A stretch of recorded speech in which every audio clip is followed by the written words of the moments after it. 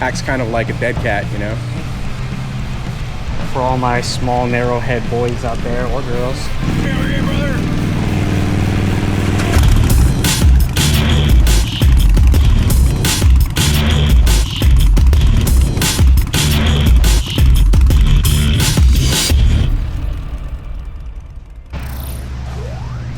What up, Block fam? Welcome to the episode where we are doing a review on helmets. So we've got a line of helmets, and in today's episode, we are selecting that one, the Simpson. Now we have two.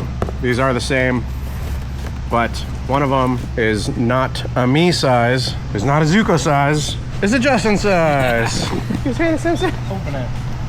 Oh. All right, so first and foremost, big thanks to J&P Cycles for working with us on reincorporating helmet reviews into the channel. Now, this is something that we used to do on the Blockhead Moto channel all the time. I reviewed so many helmets from like Sena to Biltwell, the full range. We ended up getting on board with Ruroc, which we do have a couple Rurocs over there. We were exclusive with them for a couple years. We're no longer exclusive with them, so we're bringing back the helmet reviews. If you guys have a helmet that you want us to check out, that you want some information on, you want a review on, let us know. Post down in the comments below, and we will do our best to get a hold of that helmet, letting you guys know our thoughts and opinions. So in today's episode, we have the Simpson Mod Bandit. Yeah, Justin's gonna be taking this one. Like I said, I do have one that it fits me, and I'll be sure to give you guys my thoughts and opinions like down the road whenever I use it as well. But for now, I can't ride a motorcycle because this, I lost the tip of my finger, unfortunately, and it has to heal before I can, you know, twist back on the throttle, so. I got all 10 fingers. All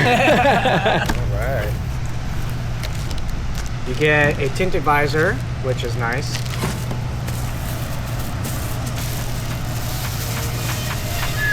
Damn.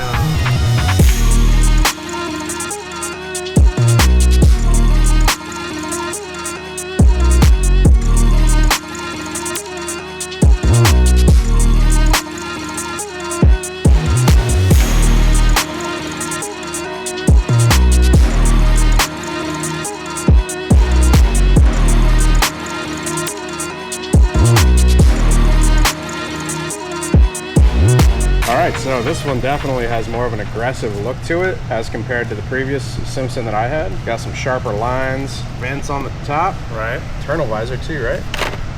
Hell yeah. So if you want that double dark, throw that one and do that one. And then this being the Mod Bandit, it is modular, so you guys will notice this line coming down here, so you should have a piece to pull in the center of the chin, flip up. Ta-da! Nice.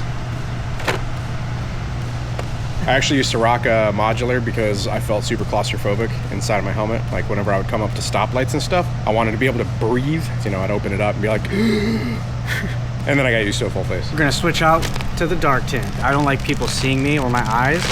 Even in the dark, I still rock a tinted visor. But I know some people... He's rocking a tinted visor right now in his lenses for his glasses. Look at these. And I'll still rock these. Take that freshie out of the bag.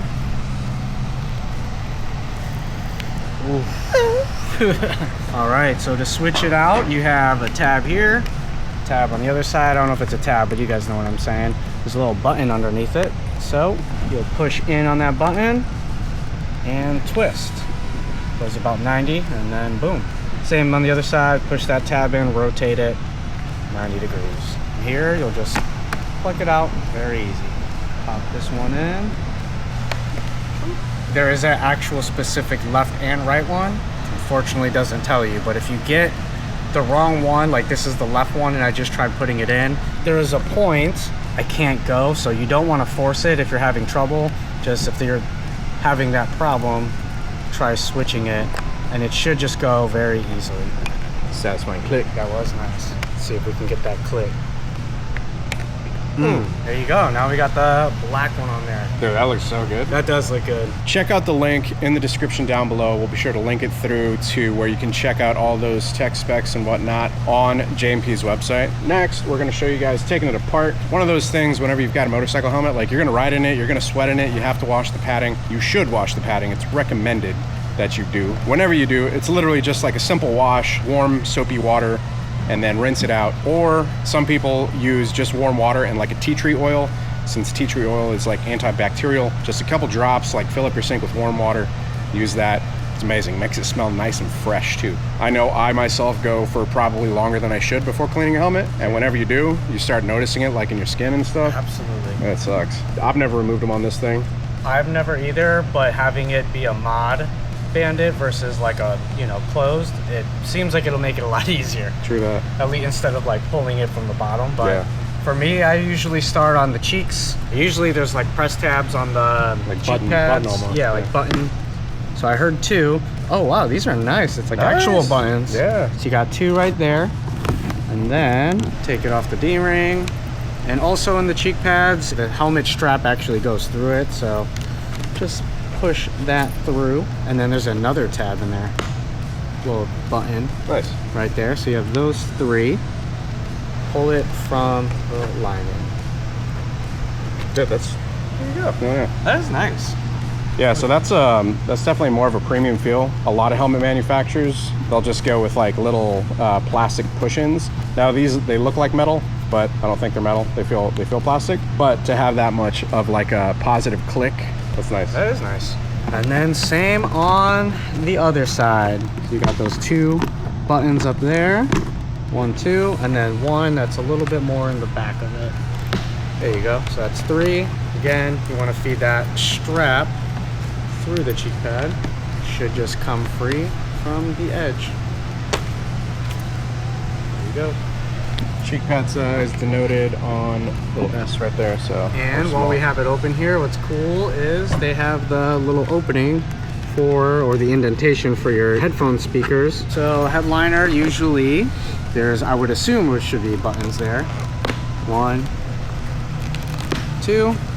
This material is a little bit more delicate, so you want to make sure you grab it from the actual plastic piece that's it's connected to. So if you see, you can pull that right out of its slot, but you want to grab it from this, because if you're ripping it from the cloth, you might rip it. So there you go.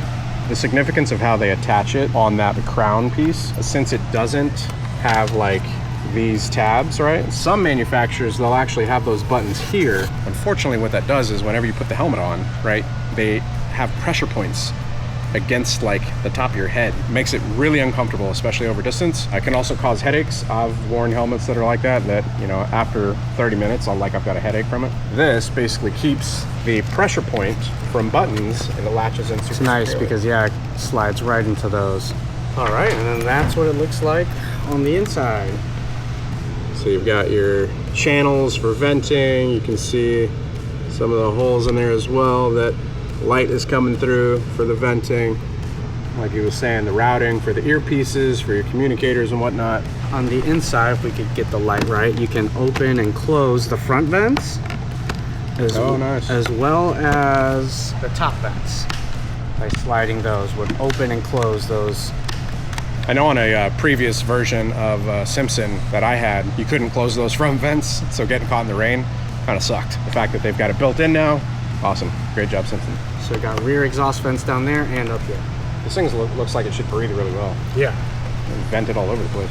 Real, just wide open vent. Yeah. Also has a chin curtain, which is removable as well. Same thing, you would just kind of pull from there. Previous motovlog helmet setups, you guys have asked how we get such good audio. That chin curtain, it helps cut out a lot of wind, so would definitely recommend a chin curtain. Also, if you're able to grow a beard, the beard plus the chin curtain, I know it does suck because it gives you that line, but that keeps all wind out. Acts kind of like a dead cat, you know? Dang, it's like a vocal booth in there. That's right. So putting it back together, you would do the same steps. You would start with the headliner first and then move to the cheek pads.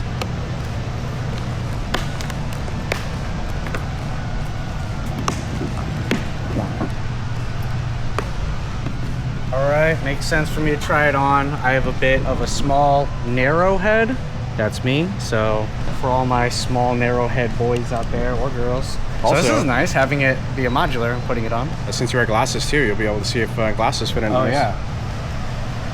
Oh yeah. That's nice and snug. It feels really good around my ears, like the way that it's like cupping my ears, if that makes sense. Getting it on's no problem. You know how normally new helmets, it'll be like too squish where you're like this for a little bit? Yeah. This feels like it's right on the money. Not biting your cheeks. Yeah. True size small, and we got a small, so let's try with glasses. Oh yeah. Fits good with glasses. Got that front down though. Woo. All of a sudden, he just got really tough. Feels good? Yeah, I like it. A little bit weird with glasses because it's like gonna push your glasses up, but it's not a big deal. Now for the ride test. Yeah, let's go take it for a spin. All right, Justin's gearing up. He's gonna be taking Goldzilla, a 2020 Harley-Davidson Lowrider S, retrofitted it with the S2 fairing before Advan Black came out with it, so that is custom fabrication on the bracketry, mounted all up. Yeah, 131 cubic inch Milwaukee 8. I think the last we got this was to like 160 something horsepower torque. He's gonna be riding that boost. Still not done with that bike. Got more to go. That is aggressive. Goddamn.